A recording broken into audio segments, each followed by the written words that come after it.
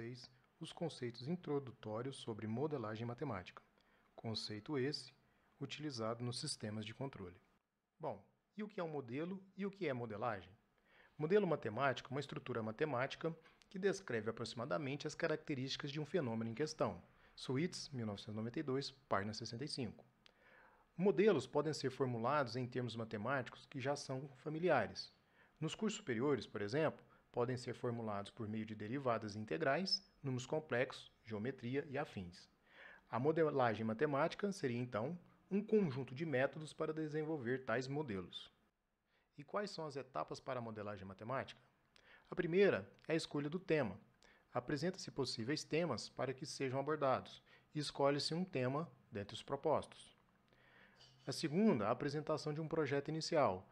Familiariza-se com o tema em questão através de pesquisas, leituras, questionários, e então apresenta-se um breve histórico do tema a ser abordado e recebe então a sugestão para a elaboração do modelo matemático. A outra etapa é o desenvolvimento do modelo.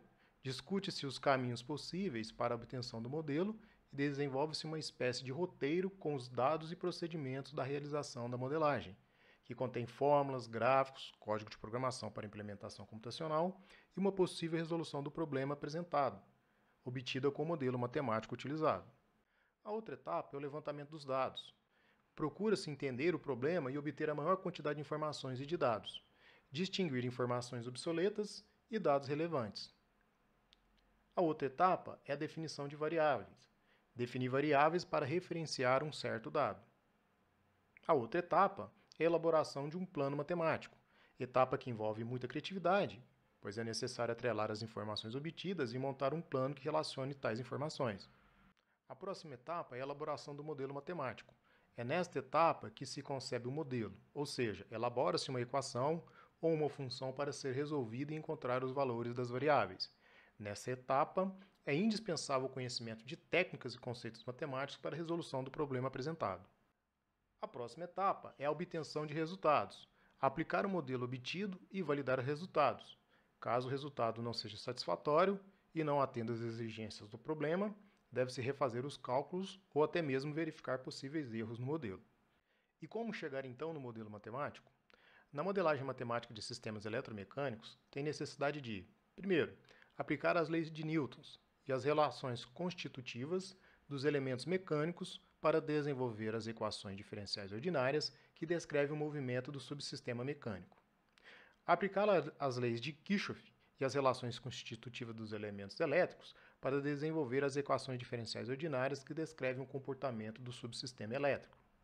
Aplicar as leis da indução magnética para modelar a interação entre os subsistemas mecânicos e elétricos. Sendo assim, como surge o modelo? Nós temos as leis de Newton, leis de Kirchhoff e leis da indução magnética. Estas leis que são leis da física. A partir das leis da física, nós chegamos então nas equações diferenciais. Mas o que é a equação diferencial? São equações onde aparecem derivadas de uma variável em relação ao tempo. Por exemplo, dy dt, du dt, derivada segunda em relação ao tempo. Essas equações irão surgir naturalmente ao modelarmos a relação entre a entrada e a saída de um sistema. Derivada, mas o que seria essa derivada? Taxa de variação instantânea dessa variável, ou função em relação ao tempo. Ou seja, quanto essa variável ou função muda em cada instante observado um tempo. Por exemplo, dadas as equações abaixo que representam a velocidade de um carro. Y é a velocidade, e a derivada de y em relação ao tempo vai me dar a aceleração desse carro. Y sendo a posição, a derivada de y vai me dar a velocidade deste carro. Bom, pessoal, o primeiro sistema é um sistema mecânico translacional. É um sistema padrão com massa mole e amortecedor. Nesse tipo de sistema, a saída é o deslocamento da massa, enquanto que a entrada é a força aplicada a essa massa. Então, neste caso, a saída, que é o deslocamento, vai ser chamada de y de t, e a força aplicada ao sistema, chamada de u de t. Neste tipo de sistema, podemos utilizar a lei de Newton, ou seja, o somatório das forças é igual à massa do sistema vezes a aceleração deste sistema. Assim, U mais a força do amortecedor mais a força da mola é igual à massa vezes a aceleração. Bom, pessoal, cabem algumas observações, como, por exemplo, A força da mola é proporcional ao seu deslocamento, porém com sentido contrário a este deslocamento. Por isso, o sinal negativo. O deslocamento na mola é definido como x de m e a constante da mola por km.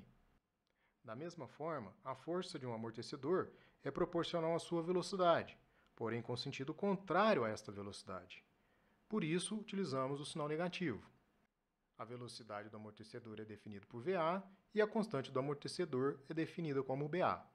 Retornando à fórmula do somatório das forças, temos o seguinte: U mais F do amortecedor mais F da mola é igual a massa vezes a aceleração. Isso permite reescrever a equação da seguinte forma: U menos BA vezes VA menos km vezes xm é igual a massa vezes a aceleração. Neste caso específico, é um sistema engastado, ou seja, a mola e o amortecedor estão fixos em uma parede. Desta forma, xm pode ser igual a y e VA igual à velocidade da massa, que é igual à derivada de y em relação ao tempo. Da mesma forma, a aceleração é a derivada da velocidade da massa em relação ao tempo, que é igual à derivada segunda do deslocamento. O que permite ainda reescrevermos a fórmula da seguinte forma: U menos BA vezes a derivada primeira de y, menos km vezes y, é igual a m vezes a derivada segunda de y. Para facilitar a escrita em relação às derivadas, a gente pode escrever a derivada primeira como tendo um ponto em cima de y, e a derivada segunda tendo 2 pontos em cima de y. Assim, a equação fica escrita da seguinte forma: U menos BA vezes y ponto, menos km vezes y, é igual a m vezes y, 2 pontos. Podemos ainda reescrever a equação pela ordem das derivadas, a partir da derivada de maior índice, deixando do lado esquerdo a nossa saída do sistema e do lado direito a entrada do sistema. Dessa forma, ficaria m vezes y, 2 pontos, mais BA vezes y ponto, mais km vezes y, isso é igual a U.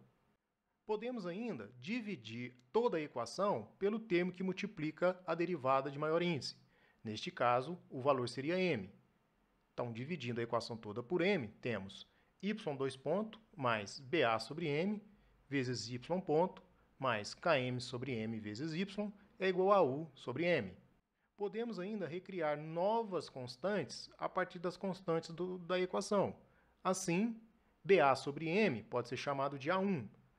Km sobre m pode ser escrito como sendo A0 e 1 sobre m sendo escrito como B0. Assim, a equação fica y, 2 pontos, mais A1 vezes y ponto, mais A0 vezes y é igual a B0 vezes U. Ou seja, a partir de agora nós temos uma equação diferencial, que representa o sistema massa-mola-amortecedor. Bom, pessoal, o próximo exemplo é um circuito RLC em série. Neste caso, nós temos uma fonte de tensão, definida por U, nós temos um resistor com valor R, um indutor de indutância L e um capacitor com capacitância C. A saída, que é a tensão no capacitor, também vai ser definido por Y. Para este sistema, então, é definida a entrada, sendo a fonte de tensão, e a saída, sendo a tensão no capacitor. Primeiramente, devemos analisar o percurso da corrente e as quedas de tensões nos componentes deste circuito. Desta forma, para componentes passivos, como os resistores, indutores e capacitores, o sentido da corrente é sempre o contrário à variação da tensão. Por outro lado, componentes ativos, como por exemplo o caso da fonte de tensão, o sentido da corrente tem o mesmo sentido do aumento da tensão. A lei de Kirchhoff para a malha nos diz que o somatório das tensões em uma malha é nulo. Desta forma, a gente tem a equação definida para o sistema como sendo U igual a VR mais VL mais VC. Para este sistema foi adotado um sentido para a corrente, neste caso, o sentido horário. Desta forma, as representações das quedas de tensão ficam conforme representadas na figura. Lembrando que VR é igual a R vezes a corrente que passa no resistor, VL é igual a L, que é a indutância, multiplicado pela derivada da corrente que passa no indutor, e C é igual a C, que é a capacitância do capacitor, vezes a derivada de tensão deste capacitor. Por ser ainda um circuito série, IR é igual a IL, que é igual a IC, que por definição vai ser igual a I. Reescrevendo as equações de tensões, utilizando I. VR passa a ser R vezes I, VL vai ser igual a L vezes a derivada de I, e I continua sendo C vezes a derivada da tensão do capacitor. I foi definido como sendo C vezes a derivada da tensão do capacitor em relação ao tempo.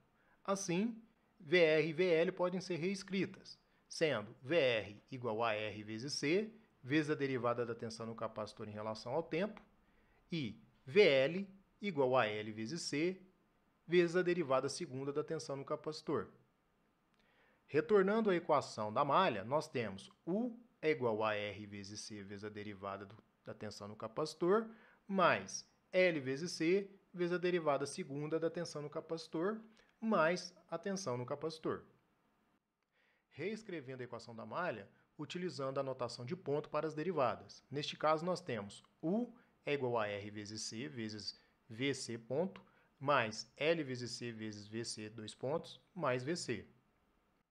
Conforme dito anteriormente no outro exemplo, podemos então reescrever a equação por ordem das derivadas, pelo grau das derivadas, deixando do lado esquerdo o valor de saída e do lado direito o valor de entrada. Assim, VC dois pontos mais R sobre L vezes VC ponto mais VC sobre L vezes C é igual a U sobre L vezes C.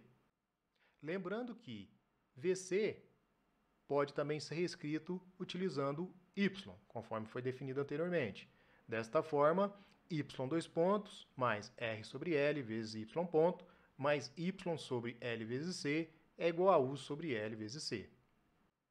Também neste caso, dividimos a equação inteira pelo valor que está multiplicando a derivada segunda.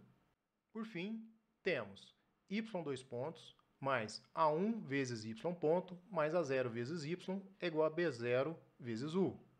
Lembrando que foram criadas novas constantes com os valores a1 é igual a r sobre L, a0 é igual a 1 sobre L vezes C e b0 é igual a 1 sobre LC. Percebe-se que esta equação é similar à equação do sistema massa-mola-amortecedor. Bom, pessoal, o terceiro exemplo é um sistema eletromecânico rotacional. Nesse tipo de sistema, nós temos uma parte elétrica e uma parte mecânica. Então, nós vamos definir dois tipos de equações, um para o sistema elétrico e outro para o sistema mecânico. No sistema elétrico, aplica-se então a lei de Kirchhoff. Novamente, adota-se uma corrente, neste caso no sentido horário, e aí nós temos as quedas de tensões nos componentes passivos, VR, VL e a tensão no motor. Desta forma, para a lei das malhas, nós temos U é igual a VR mais VL mais VM. VR continua com a mesma equação, R vezes I. VL também continua com a mesma equação, que é igual a L vezes DI dt. E agora surgem mais duas equações. A primeira que é a do torque, ou seja, torque é igual a K vezes I, ou seja, torque é diretamente proporcional à corrente elétrica que passa pelo motor, vezes uma constante do motor.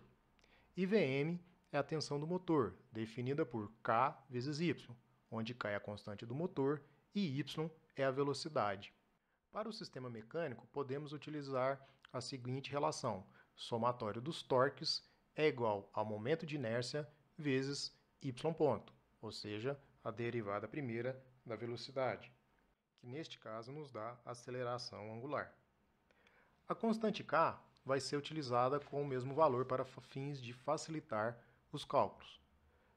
Neste caso, o sistema só tem o torque do motor, portanto, o torque é igual a J vezes y ponto. Das equações de torque, podemos encontrar a corrente elétrica, ou seja, I é igual a J dividido por K vezes y ponto. Substituindo a corrente na equação de tensão do resistor e tensão do indutor, nós temos VR é igual a R vezes J sobre K vezes y ponto e VL igual a L vezes J sobre K vezes y dois ponto.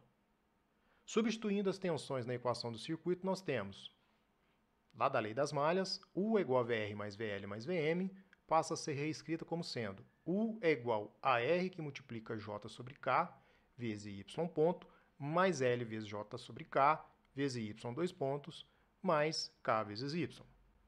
Utilizando a notação dos pontos para facilitar a escrita da equação, a equação passa a ficar, então, U igual a R, que multiplica J sobre K, vezes Y ponto, mais L vezes J sobre K, vezes Y dois pontos, mais K vezes Y. Reescrevendo a equação pela ordem dos índices das derivadas e deixando do lado esquerdo a saída do sistema e do lado direito a entrada do sistema. A equação passa a ficar da seguinte forma: y dois pontos mais r sobre l vezes y ponto, mais k ao quadrado dividido por lj vezes y é igual a k sobre lj vezes u. Lembrando que o termo constante que multiplica a derivada segunda vai ser utilizado para dividir toda a equação. Criando novas constantes, chamando de A1 igual a R sobre L, A0 igual a K ao quadrado sobre LJ e B0 igual a K sobre LJ. A nossa equação passa a ficar da seguinte forma: y dois pontos mais A1y ponto mais A0y é igual a B0 vezes U. Novamente, agora nós temos uma equação diferencial que representa um sistema eletromecânico rotacional. Temos a partir de agora três modelos base que podem ser usados para o estudo de outros sistemas. Definimos um sistema mecânico, definimos um sistema elétrico e definimos um sistema eletromecânico. Outro tipo de sistema que pode ser modelado é um sistema pneumático. Agora que temos uma equação diferencial ordinária para o sistema, podemos então aplicar os conceitos de transformada de Laplace e transformada de Laplace inversa, conforme estudos realizados anteriormente para resolver essas equações. Bom, pessoal, nesta aula são esses conceitos que eu queria passar para vocês. Até a próxima!